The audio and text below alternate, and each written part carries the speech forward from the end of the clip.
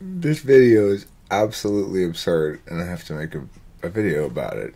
It's got 3 million views, and it's complete fucking garbage. Alright. It says, I don't even want to go, I don't even really want to play it. I may play a few seconds of it here and there. This is what it says, though. We all intuitively know what consciousness is, but there's a struggle to define it. Different schools of thought on the matter, but there's no general consensus. There's no singular answer that solves the question. Likely, it emerges from evolution by natural selection, he says. And he says, okay, but how, though? He goes, well, stones are not conscious. So let's start with the simplest form of life that's also not conscious, which is this thing called, I don't know, some sciencey name starts with an A. And, and he distinguishes it from being conscious by pointing to the fact that it's not actively engaged in its environment. In other words, it moves randomly, but it slows down in the presence of food and speeds up when there's an absence of food. And so it's not conscious because it's not seeking food. This is the distinction he's making.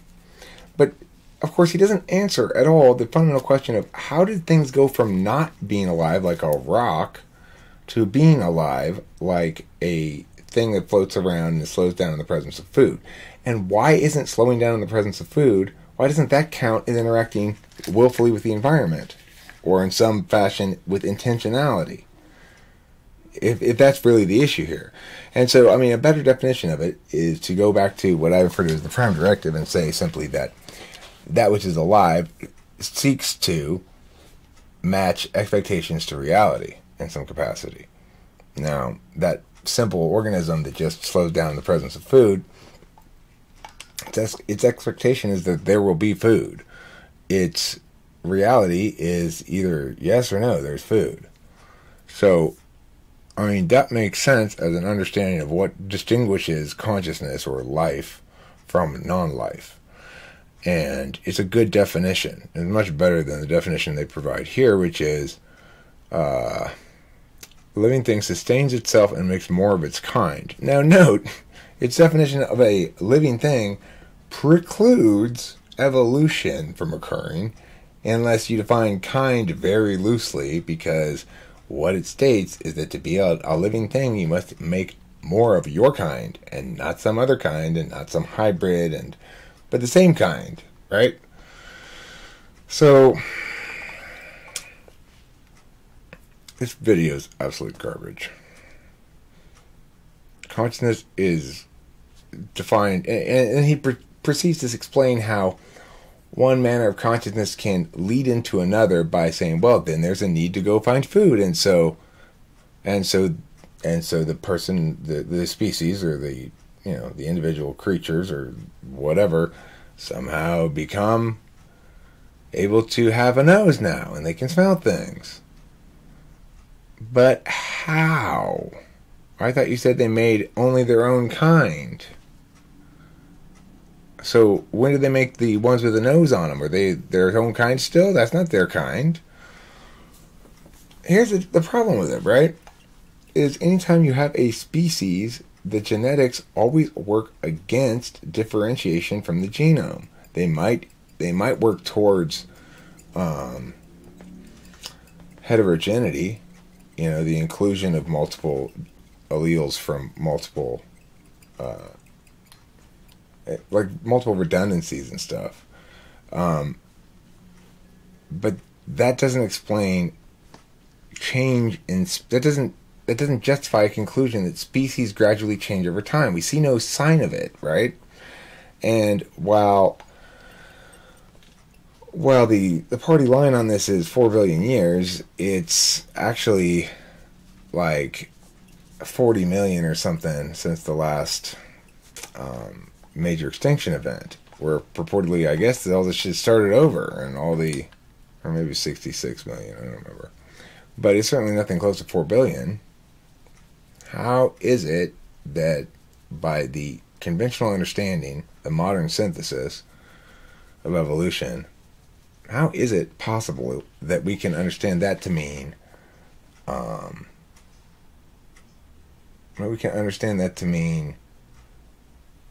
that we've explained where species come from. It makes no sense at all with that little time frame.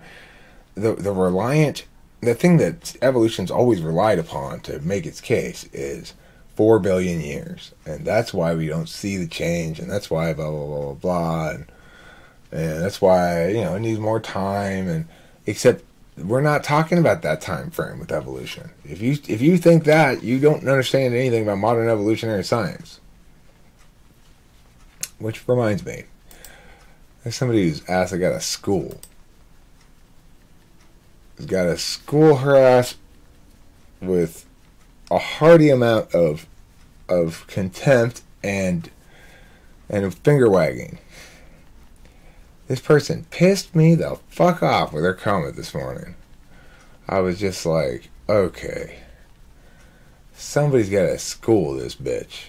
Ooh, I know, I volunteer, said Eric. I'll school her.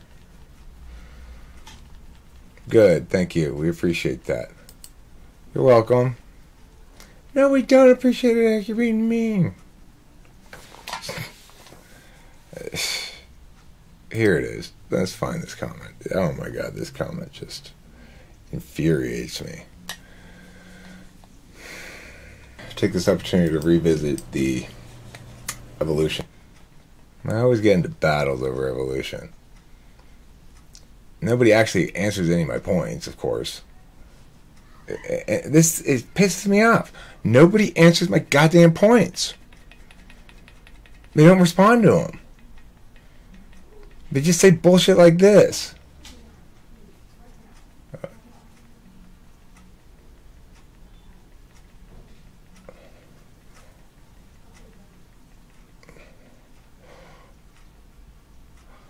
Char name. I have no clue what I am talking about, but let me read you a surface level article and rant about stuff I got wrong.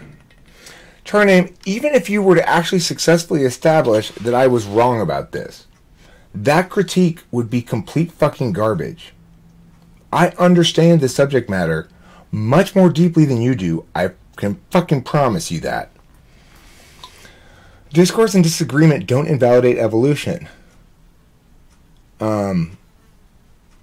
I don't think I said discourse and disagreement invalidate evolution. You're straw manning me like a stupid moron. It's healthy and further understanding. Of course it is. It's what I'm engaged in right now. It's actual discourse about actual evolution and the problems with the idea and why it doesn't function as a scientific theory. It doesn't provide predictions that are verified by experimental data. It provides predictions that are falsified by experimental data consistently. Why would you embrace such as a scientific theory? Stupid moron. Oh my god. Species can't be defined just black and white. It's not an either-or question. It's a complex gradient. Okay, so how did that complex gradient come to be? Can you answer me that question? You say there's no working explanation for the increasing complexity of life, but CNE, that is to say, the new model of that's being presented in that conference, explains it brilliantly. Also, selection for simplicity is a thing. I know. That's why selection selects against evolving genomes, you moron. It selects against anything that's contraindicative of staying alive. Doesn't select in favor of things that are positive, though. This is the problem you have. Because almost no mutations are ever positive, and that's why they have the neutral and nearly neutral theories of evolution, which you probably don't know about. Evolution is not a shitty explanation. It's a scientific fact. It's not even an explanation. It fails to adequately, even shittily explain anything. It fails on every level to explain. Do you know what a scientific theory does? It makes predictions that are either verified or falsified by experimental data. Evolution's predictions regarding its understanding of where speciation came from and the diversity of the genomes amongst different species who are distinct from one another, no matter what the fuck you say about it being a distinct, some sort of gradient. It's not the case that lions and tigers are not distinct from each other. That's why they can't produce viable offspring.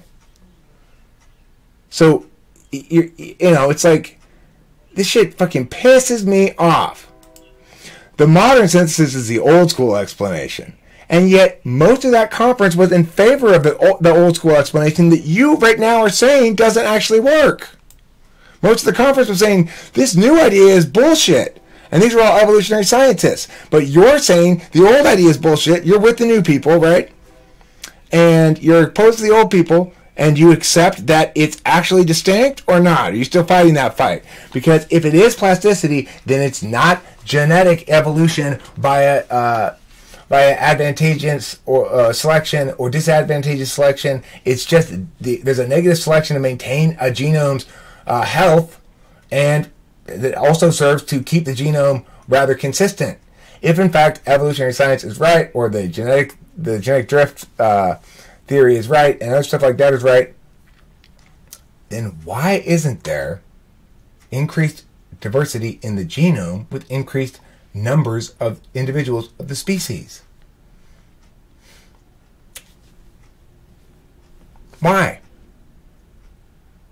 You say this is a fact, and yet you just, in the next breath, you throw away the entirety of evolution that most scientists agree currently explains everything, replace it with a new thing that says, and then you say it tries to explain everything better, but it's in dispute, in direct contradiction with the mechanism of the old synthesis.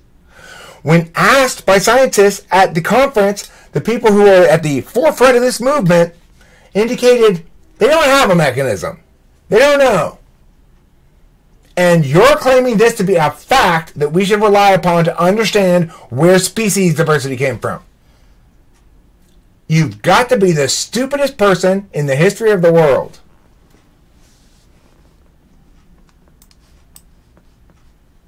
The end.